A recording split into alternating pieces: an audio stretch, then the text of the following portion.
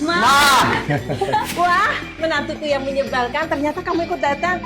Aku kan nggak suka sama kamu. Ini gara-gara putra kamu nih yang nggak ada otak yang bikin aku datang ke sini untuk bikin kamu kesel. Udah lama ya nggak lihat kamu bikin ulas. Aku pikir kamu udah pergi. Ternyata aku terlalu cepet seneng. Pantas saja kamu ini kalau ngomong menyakitin hati aja. Kalau seandainya mertua dan menantu bicara jujur, Mama badannya sehat-sehat aja kan? Baik apanya, melihat rumah tangga kalian berdua itu tentram, rasanya itu lebih sakit daripada ketika mama sakit. Oh iya, mama baru saja kepikiran satu cara bagaimana biar rumah tangga kalian itu bisa berantakan.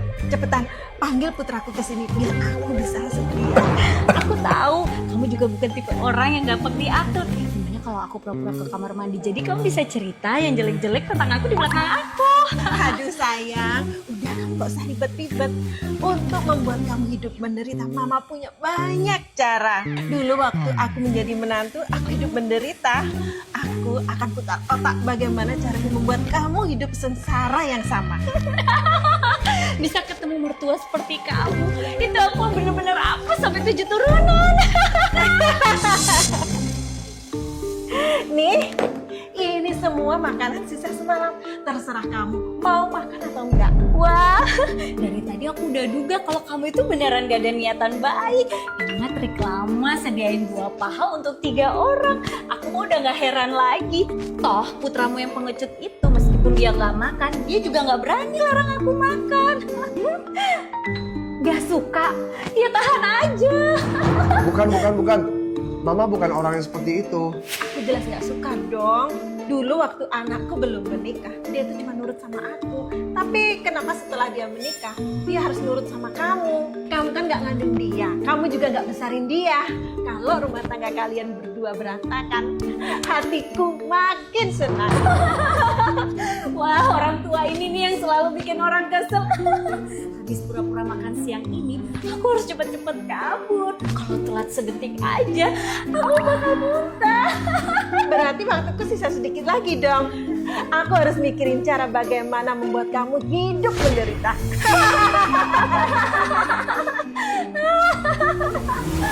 Cukuplah! Kalian mau ngapain sih? Apa kalau orang lain nggak marah, kalian mau nganggap orang itu bodoh? Suamiku, kok kamu kayak gitu sih? Bukannya kamu yang suruh aku sama mama mertua untuk saling jujur satu sama lain, tukar ketulusan hati. Ini kita sudah bicara jujur. Iya, kurangi kebohongan, perbanyak kejujuran. Kamu sendiri kan yang bilang. Aku?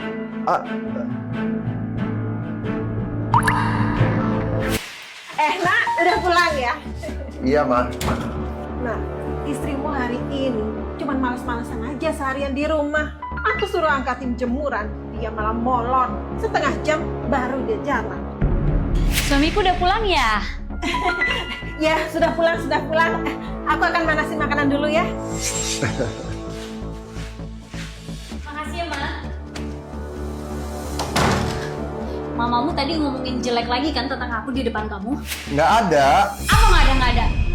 Aku lihat jelas kok mama kamu pegangin jas kamu sambil bohong kan sama kamu. Bilang apa lagi mamamu tentang aku? Nggak ada, beneran nggak ada. Kamu ngapain sih begitu sensitif? Ih.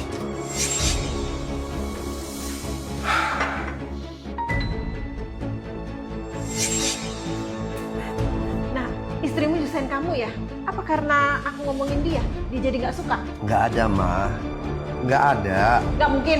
Kamu baru pulang, dia sudah langsung ngadu sama kamu. Pasti apa?